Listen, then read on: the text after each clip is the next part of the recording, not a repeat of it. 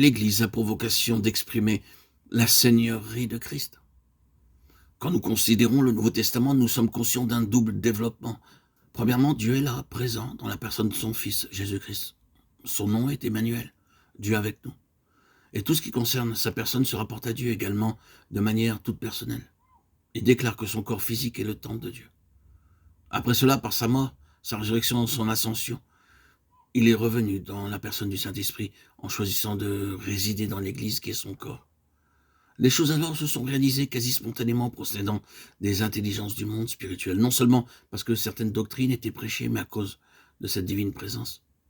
Il y a des intelligences conscientes qui nous environnent derrière les hommes et les nations, et le conflit a commencé non pas à cause de ce que peut déclarer le peuple de Dieu, mais parce qu'il est là. Laissons-le devenir corporatif et vous aurez la pensée de Dieu, de la vocation.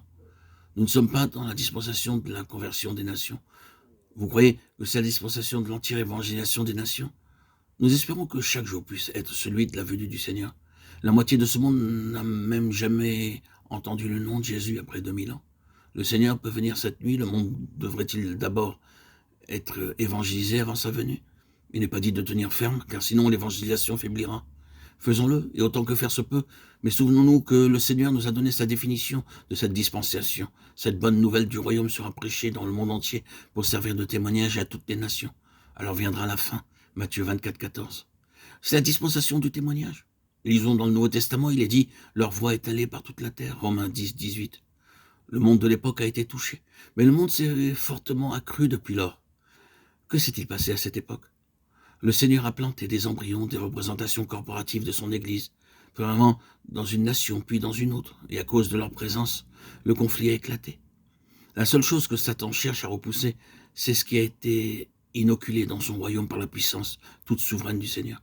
Il veut la rejeter, il veut le briser, le disloquer, cherchant à le corrompre, dressant ceux qui forment cette tête de pont les uns contre les autres, créant des divisions, détruisant toute manifestation de l'absolue souveraineté de Christ, cherchant à la neutraliser, à l'extirper de son propre royaume. Le royaume de Satan agit de cette manière. C'est comme s'il disait, tant que cette chose est ici, nous ne pouvons pas être forts, tant qu'elle est là, notre royaume est divisé. Il n'est pas unifié. Allons et combattons pour consolider notre royaume. L'objectif de Dieu, c'était d'obtenir au milieu des nations une expression corporative de la seigneurie de son Fils, afin d'avoir sa place ici. Je ne dis pas que nous devons cesser de prêcher, nous devons le faire, témoigner, attester, mais ce qui est essentiel, c'est que le Seigneur puisse être là. Il y a des moments, et cela peut être confirmé par beaucoup de serviteurs de Dieu, oh, vous ne pouvez pas prêcher, vous ne pouvez rien faire sauf tenir ferme là où vous êtes, en demeurant en contact avec le ciel. Vous ne pouvez rien faire d'autre, et les vagues se brisent sur vous, au point de vous submerger. Cela est arrivé bien souvent, avant même qu'il n'y ait eu une quelconque percée ou un développement spirituel. Une longue période de sécheresse est survenue, durant laquelle la seule question a été celle-ci. Pourrons-nous tenir et demeurer sur notre territoire? Satan déclare, si je peux y contribuer, il n'en sera pas ainsi. Vous serez chassés de vos positions si je peux intervenir. Ce qui est contesté, c'est que le Seigneur du ciel puisse s'implanter sur la terre au milieu des nations, et Israël avait été mis à part pour ce dessein. L'Église est aussi formée pour cela. Une personne toute seule ne peut le réaliser. C'est une affaire corporative.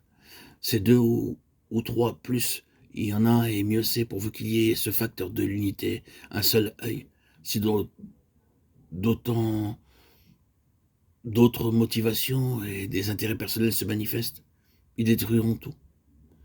Combattez-vous seul dans cette bataille? Vous avez besoin de coopération, d'un appui corporatif pour vous aider dans le combat afin de tenir votre position. Prenez garde, l'ennemi vous détournera s'il le peut.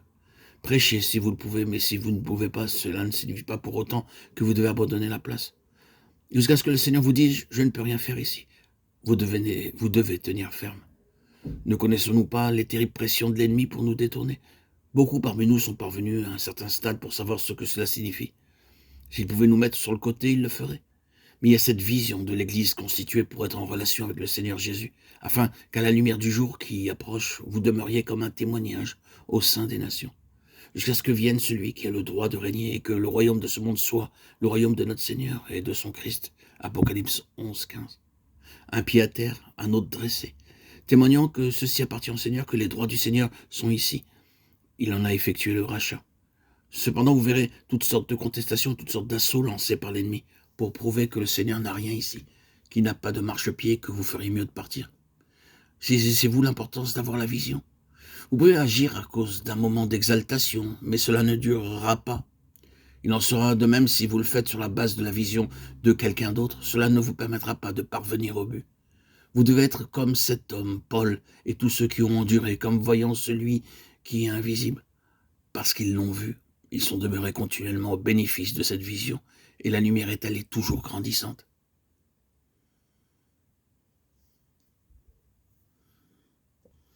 La vision détermine notre vocation, frères et sœurs en Christ.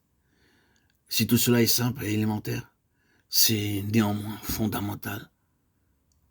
L'avez-vous saisi? L'avez-vous intégré? L'avez-vous compris? Si vous avez la vision, alors votre vocation est sous vos yeux. Vous pouvez marcher selon le plein dessein de Dieu.